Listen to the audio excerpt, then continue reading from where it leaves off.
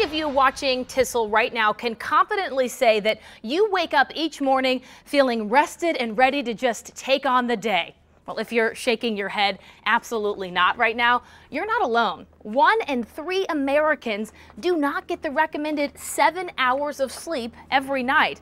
And for some of you, napping could be the answer for you, but there is a bit of a science to it.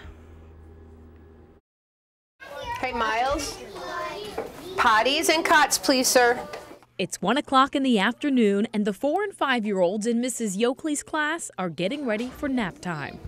It's part of their routine at the Goddard School. It's really a good time for our kids to just enjoy some peaceful, calm, quiet music. Mrs. Yoakley says not all of the kids sleep, some just rest, but all get up feeling refreshed and ready to take on the rest of the day. It's like a reset.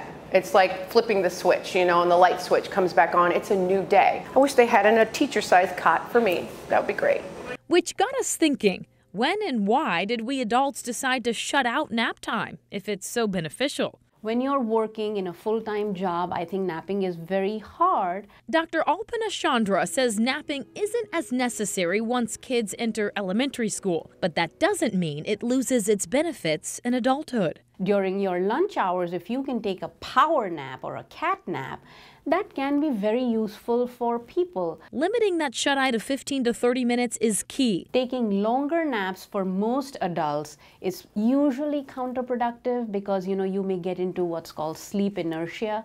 So you actually get out of the nap feeling more lethargic. You should avoid taking naps late in the day so that it doesn't affect your nighttime sleep. But napping isn't for everyone. There are some people who will benefit immensely and others not quite so much or not at all. The one thing that will benefit all of us and should become routine is the time you wake up each day.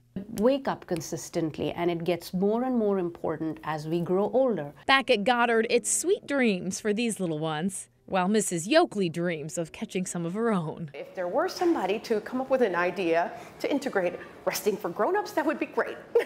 I would be first in line.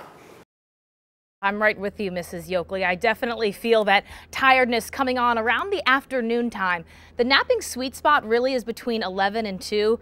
It's right after you eat lunch and you really feel like you need that second cup of coffee. A lot of companies now, they have things called nap rooms or nap pods for employees to go and get that 15 to 30 minutes of shut-eye. So I am going to go ahead and designate this, guys, as the 5 on your side nap room.